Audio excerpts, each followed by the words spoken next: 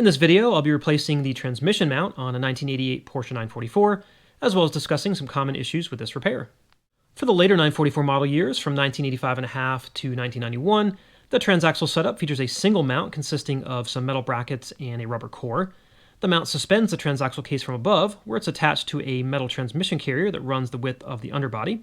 The mount is secured to the carrier by 4 M8 by 16mm bolts at the center, and the carrier is attached to the undercarriage by 2 M10 by 50mm bolts, one on either side. In between the transmission mount and the transaxle case is an aluminum support bracket that connects the two parts together, using 2 M8 by 30mm bolts on top and 2 M8 by 100mm bolts that pass through the transaxle housing. Fortunately, the transaxle does not need to be removed from the car to replace the mount, but it does need to be lowered so the transmission carrier can be removed to access the mounting hardware. A worn transmission mount will often present some signs of aging, so if you can get under the car and take a look at it, you may notice some cracks, tears, or damage to the rubber core. You'll also typically notice excessive lateral movement in the transaxle when driving, where a fresh mount should allow for just a little side-to-side movement. When replacing the transmission mount, you'll be looking for part number 944-375-04504, which will typically run about $320 to $340 from most vendors for the OEM Porsche units. This is one I picked up from 944store.com, where they're currently available for about $320, which seems to be the best price out there right now. There are some aftermarket parts options to watch out for as well, and they're usually priced around $200 as an indication. With certain parts on these cars, like the engine mounts and the transmission mounts, the OEM parts tend to have a significantly longer lifespan, so it's generally recommended to stick with original equipment on these for better quality and reliability. To replace the transmission mount, we'll need to raise the back of the car and place it on jack stands as the rear wheels will be coming off. This will create some more space to work under the car more easily, as well as clear a path for the transmission carrier to be extracted. Next, we'll need to disconnect the fuel filter from the transmission carrier by either removing the 10mm nuts that hold its mounting bracket to the carrier, or by completely loosening and removing the ring clamp that holds the filter to the bracket. From here, a floor jack can be placed below the transaxle case in order to lift it ever so slightly to remove the weight from the support hanger and the mounting hardware. Using a combination of ratchet extensions and a 13mm socket, the transmission mounting nuts can be loosened through the area of the right wheel well. Once the nuts and washers are removed, the bolts can be pushed out to clear the support bracket.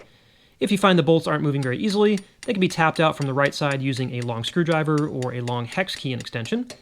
During this step, you may find the bolts making contact with the shifter linkage over on the left side of the transaxle, and some clearance can be made to remove the rear bolt by placing the shift lever in a forward position.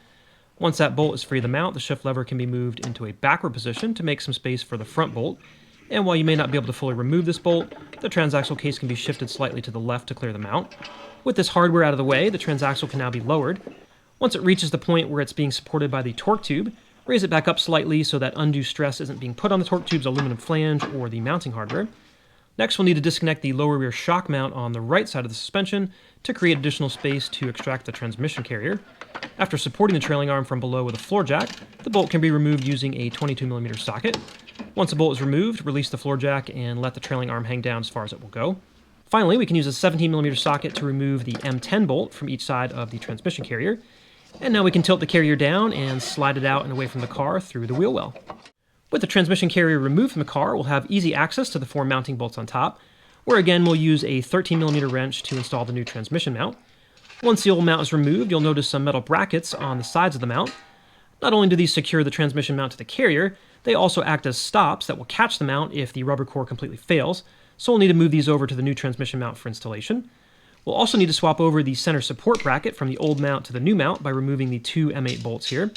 Just make sure the bracket is properly oriented for reinstallation, where it connects to the mounting surface facing the front of the car, with the larger protruding piece of the bracket facing closer to the fuel filter mount.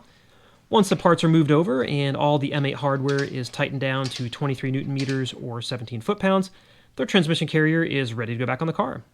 Installation is the reverse of removal, so go ahead and slide the transmission carrier back into place below the car, and loosely thread the M10 bolts, a little less than finger tight. Leaving these bolts loose will provide some flexibility when aligning the mounting hardware through the top of the transaxle case.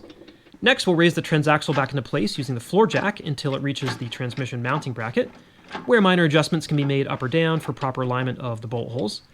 Once the M8 bolts are pushed through the support bracket, the washers and lock nuts can be reinstalled using the ratchet extensions through the wheel well and torqued to a value of 23 Newton meters or 17 foot-pounds. From here, we can move back to the M10 bolts that secure the carrier to the underbody and torque these down to a value of 46 Newton meters or 34 foot-pounds. The next item to reconnect is the mounting hardware for the fuel filter mount, and once that's secure, the floor jack can be lowered and removed from below the car.